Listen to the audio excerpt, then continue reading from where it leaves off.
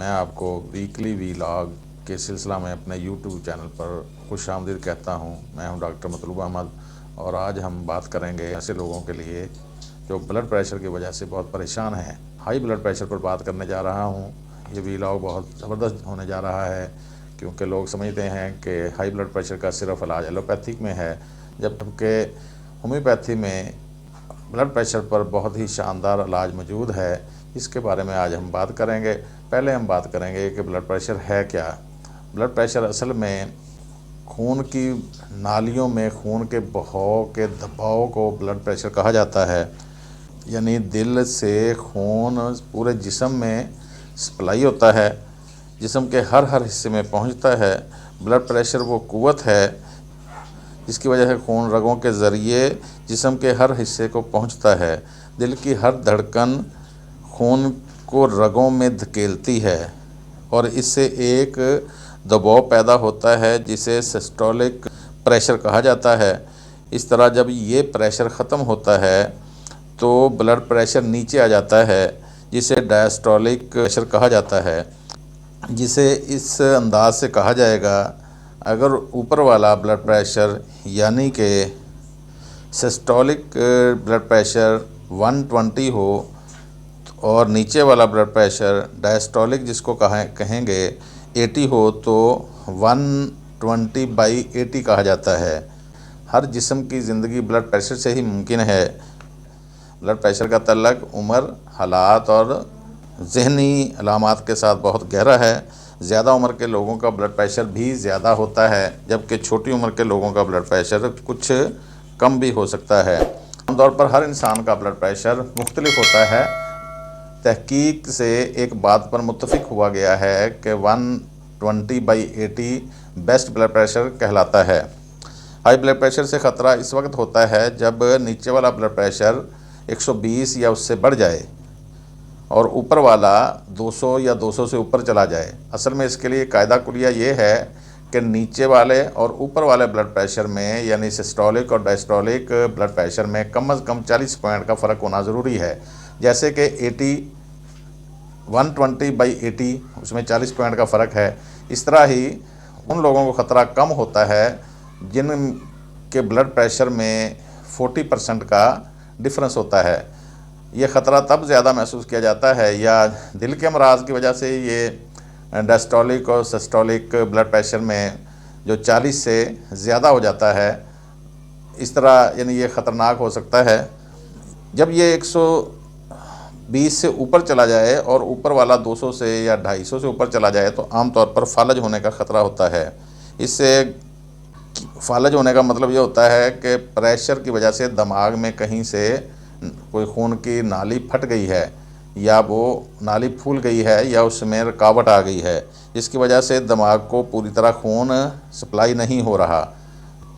گاہے مریض 200-250 سے زیادہ بلڈ پریشر بھی برداشت کر جاتے ہیں۔ کچھ مریض اس سے کم بلڈ پریشر پر بھی اپنے آپ کو تکلیف میں محسوس کرتے ہیں۔ عام طور پر میری ذاتی رائے کے مطابق بلڈ پریشر کوئی مرض نہیں ہے، یہ امراض تک پہنچنے کا ذریعہ ہے، کیونکہ بلڈ پریشر شوگر کی وجہ سے زیادہ ہو سکتا ہے، گردوں کی وجہ سے زیادہ ہو سکتا ہے، جن کے رینل فیلر وغیرہ ہوتے ہیں یا گردے پوری طرح پیشاب وغیرہ نہیں نکال رہے ہوتے تو ان کو بلڈ پریشر زیادہ ہو جاتا ہے۔ کولیسٹرول کی وجہ سے بھی زیادہ ہو جاتا ہے۔ عام طور پر ذہنی تفکرات، موٹاپا، شوگر، مالی نقصان وغیرہ اس کے ذیلی اسباب ہیں۔ گردوں کی پتھریاں، خاص طور پر گردوں کے اسباب یا گردوں کے امراض کی وجہ سے بلڈ پریشر ضرور زیادہ ہوتا ہے۔ تمباکو، چائے نوشی کرنے والے یا ڈرنکر اور نشہ کرنے والے لوگوں کا بلڈ پریشر خاص طور پر زیادہ ہو سکتا ہوتا ہے، خاص طور پر جو کشتہ وغیرہ کھاتے ہیں۔ عام طور پر سیکس کے حوالے سے لوگ کشتوں کے اور یہ مختلف سیکس کے حوالے سے جو گولیاں وغیرہ کھاتے ہیں، ان میں بھی بلڈ پریشر ان کے متواتر استعمال کی وجہ سے بلڈ پریشر زیادہ ہو سکتا ہے، جو گردوں پہ افیکٹ ہوتا ہے۔ مانع حمل گولیاں بھی ہم اس میں کہہ سکتے ہیں، مانع حمل گولیاں جن مستورات کو استعمال کروائی جاتی ہیں ان کا بلڈ پریشر بھی زیادہ ہو سکتا ہے۔ سن یاس پر بھی عام طور پر دیکھا گیا ہے کہ بلڈ پریشر زیادہ ہو جاتا ہے۔ اب ہم اس کے علاج کی طرف آتے ہیں۔ عام طور پر مریض کی خوراک میں نمک بہت کم کر دینا چاہیے یا بند ہی کر دینا چاہیے۔ مرغن غذاؤں سے منع کر دینا چاہیے۔ اگر وزن زیادہ ہے تو کوشش کرنی چاہیے کہ وزن کو کسی بھی طریقے سے کم کیا جائے۔ اس میں لانگ فاسٹنگ بھی کہا جا سکتا ہے کہ آپ لمبے روزے رکھیں. اب جیسے ماشاءاللہ ابھی روزوں کا مہینہ آنے والا ہے تو روزے اس کے لیے بڑا اچھا ایک کہہ لیں کہ بڑا اچھا ذریعہ ہے جو آپ کے جسم کو سماٹ کرنے کے لیے قدرت کی طرف سے ایک نعمت ہے. اور اس میں مختلف ڈاکٹر حضرات یا سائنسدانوں نے تحقیق کی ہے کہ روزہ رکھنے سے یا 12 گھنٹے بھوکا پیاسا رہنے سے عام طور پر کینسر کے جراثیم مرتے ہیں. یہ ایک تحقیق میں نے پڑھی تھی، یہ ذیلی طور پر بیچ میں آ گیا. ہم بات کر رہے ہیں بلڈ پریشر کے حوالے سے. عام طور پر سادہ خوراک کھانی چاہیے. گوشت، انڈے، گھی وغیرہ. گھی کی جگہ آپ آئل استعمال کریں تو زیادہ اچھا ہے. مغزیات عام طور پر مضر ہوتے ہیں. مغز جیسے چلغوزہ، مونگ پھلی اور اخروٹ وغیرہ، ان سے بلڈ پریشر بڑھ سکتا ہوتا ہے. سبزیاں اور پھل زیادہ استعمال کرنے چاہیے. مونگ کی دال بہتر ہوتی ہے. عام طور پر یہ مختلف کتب میں نے دیکھا ہے کہ مونگ کی دال کے حوالے سے. ویسے عام طور پر اس میں کڑوی چیزیں جو ہیں وہ زیادہ بیسٹ رہتی ہیں، جیسے کہ کریلا. عام طور پر وہ خون کی حدت کو کم کرتا ہے یا بلڈ پریشر کو کم کرتا ہے.